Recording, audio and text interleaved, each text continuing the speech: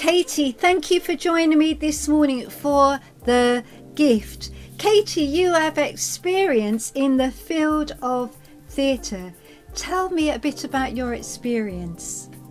Oh, wow. Well, hello, Jeannie. It's so lovely to be here today to discuss the gift and the gifts that God's given us. My experience, I have vast experience in musical theatre, especially when I left college, many years ago now, I should say. I went into theatre and I trained in singing and acting, performance. So it was a natural step for me to go into, and I went into a show called Phantom of the Opera, which I was blessed to be part of the company for more or less 3 years. So it was a real training ground for me to just learn my craft. You kind of, people say you learn on the job. You really, really do. And then, so it's been my life, and also, gone into the realms of singing and concert-wise. But theatre is a place where I feel very much at home. Yeah, that's lovely, Katy. And I can see that you feel at home in the theatre, because I've seen you on some of the YouTube channel. And you have, as you said, performed in the West End Theatre in London in Phantom of the Opera as Christine. Did you feel any empathy with the character of Christine, who is in the original story, as she trained at the Paris Conservatory to become a professional singer? I mean, when I started in the company, I really did feel that I connected with the character, because it's good to do your character research and find out, because you bring some of yourself to the character as well. Of course. And, roughly about the same age. She was meant to be a little bit younger, just being thrust into the limelight more or less in her story in the musical, and that's how I felt when I left straight from college to go into the show. I just really felt I was out of my depth, and and I was like, I'm just from Wales. I'm a little Valleys girl, and I'm just here in the middle of a theatre, Her Majesty's Theatre in London, and and I'm looking out at the audience, and it just felt so surreal to me. It was also very real as well with her journey and her story through the musical. Because at the time, I moved up in August to start rehearsals, and just about 3 weeks before I moved up, I lost my granddad. My granddad died, and it was my first real experience of loss that I'd ever experienced of close family. And there's a song in the show that Christine sings called "Wishing You Were Somehow Here Again," because she lost her father, so she was still grieving and processing that. And I just remember when the very first rehearsal, when they put the rehearsals up, you do scene by scene, you go through, and it was the day to work on wishing on that scene, and you're the only one more or less in that scene. So the director's there and said, have you had any experience of grief? And it was so raw for me just to be able to, but for me, whenever I sang that song, it was never that I was trying to recreate emotions. It was just really, really real, and it was actually helped me process it all through the grieving process of singing that whole song, which is about processing your grief, but then letting it go as well, moving on from that, and learning to live without that person. So for me, it was a very real character to really connect with on so many different levels. Yeah, I can imagine that, when you've been through, like you said, you just lost your granddad, that was your first experience of loss. And so therefore that would be so poignant to you to play that part. Now, Katy, in Andrew Lloyd Webber's stage musical, Christine was originally designed for Sarah Brightman, as Andrew had written that part for her. Did you find it easy to fit into Sarah's part? That's such a great question. I mean, I'm not going to give any secrets away with how you sing it and so on, but it is written, the part is a huge range. You're singing really low notes, like the song I just said about wishing, and in the Phantom of the Opera song, to incredibly high notes. So you have to really have a good training. And I think because I came from a classical training with my voice, I've really built up strength in it, and technique is really important. So I know a lot of people, when they cast that role, they have to really look at whether the singer can you know, is durable really and can sustain that level of singing, you know, for a whole year's contract, you know. And you have to be really dedicated and obedient as well, to looking after yourself. With Sarah's voice, I mean, she's got an incredible range as well. For me, I really loved singing it as well. It really fitted well into my voice as well, and just it took a while. I think now more so, like the lower notes come with maturity, and so I could probably sing the lower notes a lot better now, but they still want that young soprano sound. And you know, it was just a real joy to sing that role. I know that a lot of people say they would love to sing that role. For a singer, it's just a really beautiful role to sing. Yeah, and I have to say, Katy, I heard you sing it, and I think you sang it beautifully. I really do. Can you give us a glimpse then behind the scenes of the show Phantom? Right. Wow. Well, behind the scenes, you know, working at a theatre, there's so many more people involved than just the people you see on stage. There's, you know, the whole creative, the creative directors, the musical director, the orchestra in the pit. You know, Phantom had the biggest orchestra in the West End. It's amazing sound. You know, there's all the crew backstage, there's the wigs department, the costume department, you know, you can go on and on. There's hundreds of people involved. So, you know, it's a real community. I think I was really blessed in Phantom because it was a long running show. So people have been there from the very beginning. They've been there 25 years when I was there, which is incredible. So there was a real nice maturity and a comfort with the company. You know, people of like, you know, different ages looking out for you and helping to guide you, because I was so young. And I remember when I had to put my wig on, this first time I'd ever wore like this amazing wig. I was like, why are there all pins in the wig? Why have they left the pins in? They said, well, yeah, it would fall apart if they took the pins out. I was like, oh, okay, I better not start taking the pins out. You know, and then it was stuff like you had to learn, you know, like your 5-minute call, beginner's call. I was like, I don't know what any of this means. So it was a real learning curve. But it's, you know, it's really, you know, it's a real family. It used to be known as the Phantom family. Lovely. And, you know, and you'd share dressing rooms as well with other people, other ladies. And, yes. You know, it's just you'd really get to know people really well. And, you know, and you would come against, you know, hurdles as well when you're doing life with people in such a small proximity as well. But it was just really exciting. You know, there would be days when you would be, you know, you would feel tired doing 8 shows a week. You know, you're there 8 shows a week. Lot. You know, that's 6 days a week, 2 shows on 2 days of the week. You know, you're there a lot, so you have to just take time for yourself and find your own solitude as well within that.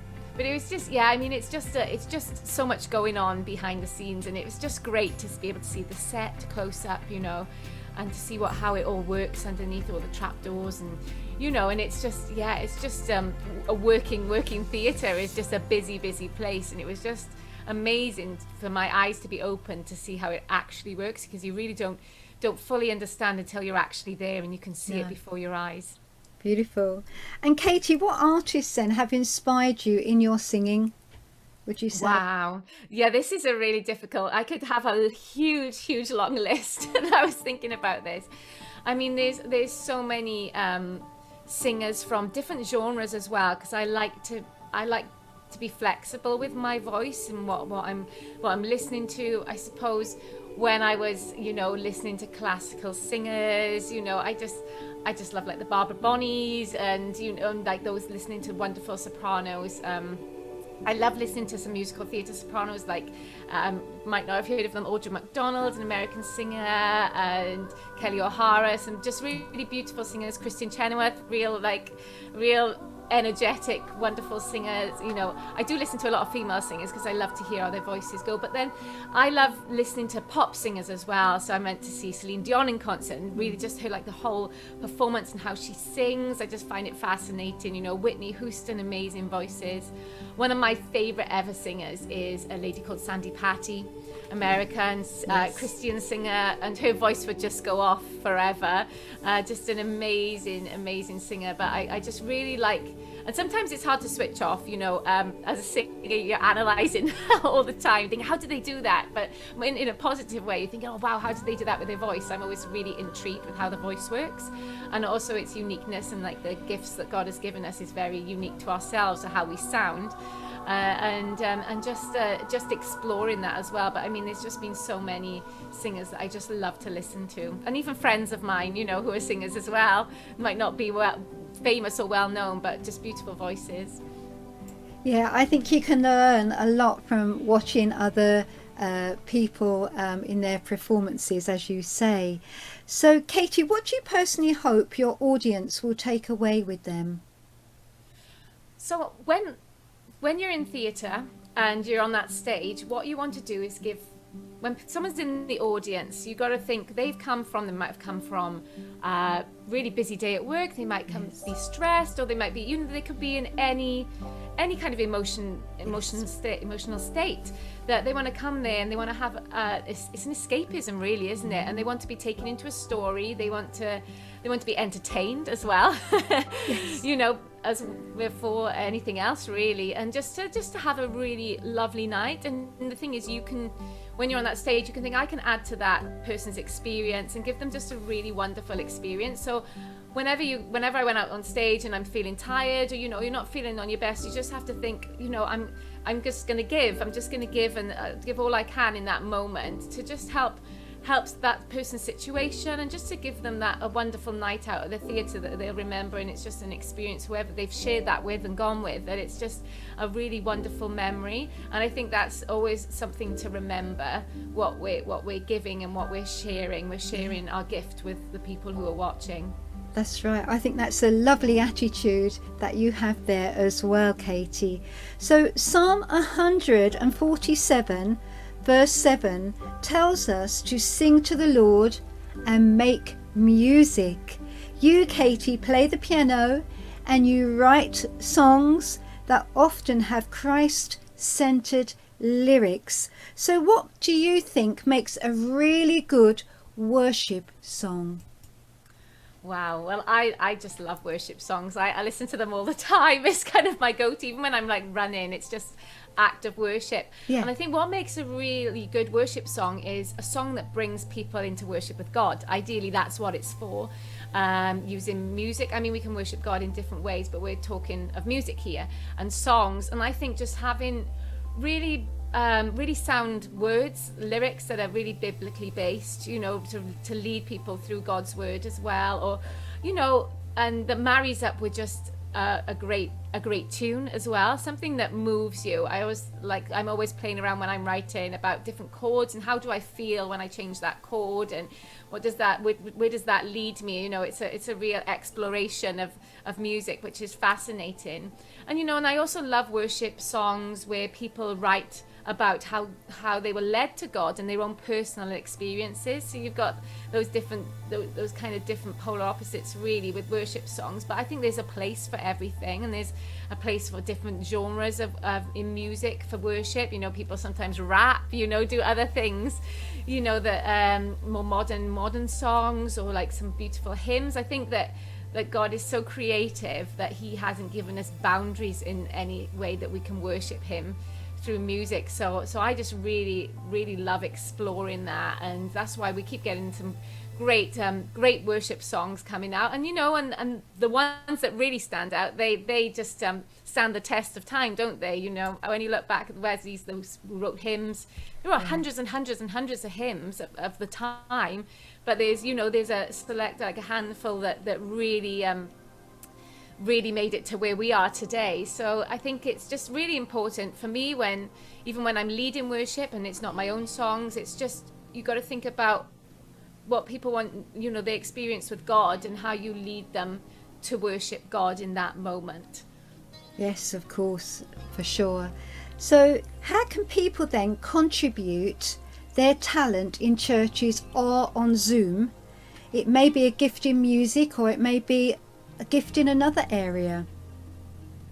Yeah, I mean, there's so many. God's given us many gifts, and you might even have more than one gift that God's given. I think if you're in church and you feel that God's really called you to to do something with that gift in church, I think it's always good to speak to the leaders, see how you can really explore that area, whether you love to sing, whether you play a musical instrument as well, you know, and it's such an amazing thing when you come together in a worship team and say what's God saying, and it really it's really great for your walk as well, your spiritual walk with people. I mean, there's other people in church, you know, might write poetry, and that's something that they might want to share.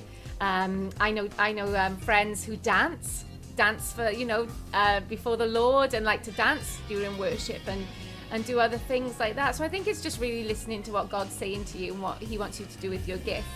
Because I think there's always that burning desire, if you have a gift, to do something with it, and God gives us that. He doesn't want you to just lie there dormant, just you know, hiding your light under a bushel. You know, he wants us, you know, use it for his glory. I always think it's not about me, it's about him. That's what right. Can I do to give my gift back to God?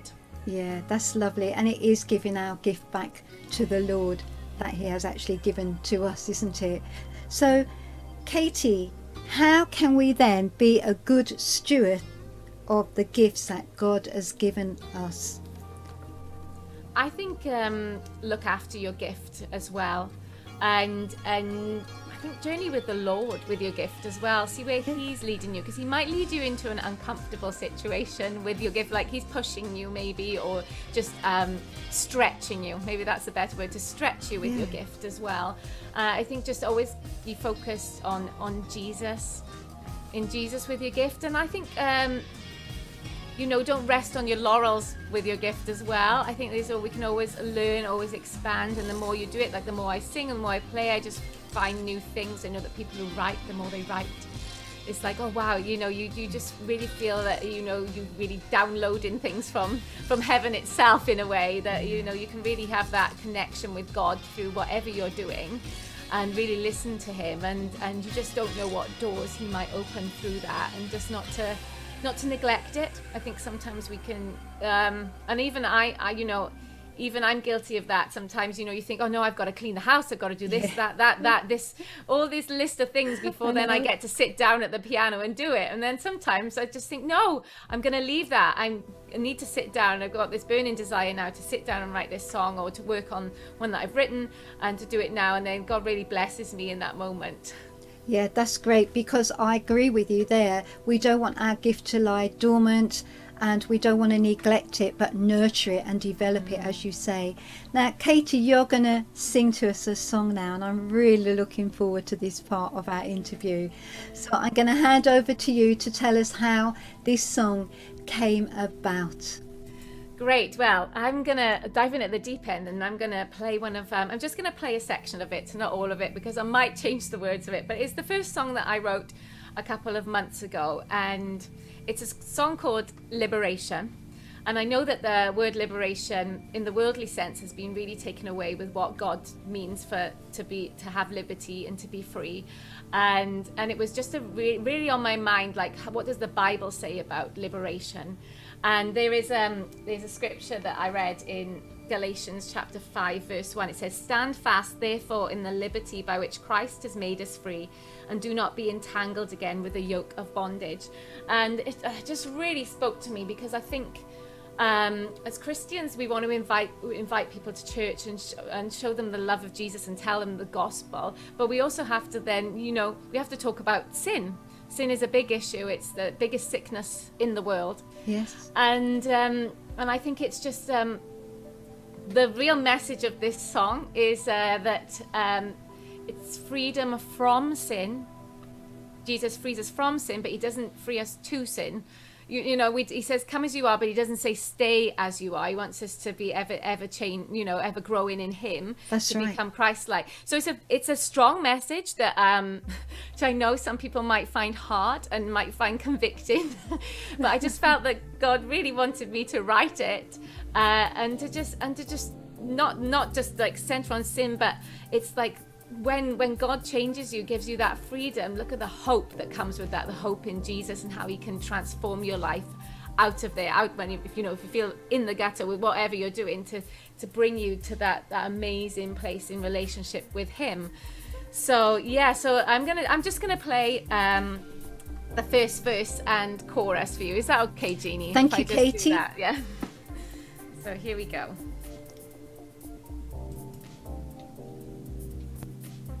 They're just checking the keyboards on. Right. Nothing like live performance. Okay, here we go. Okay.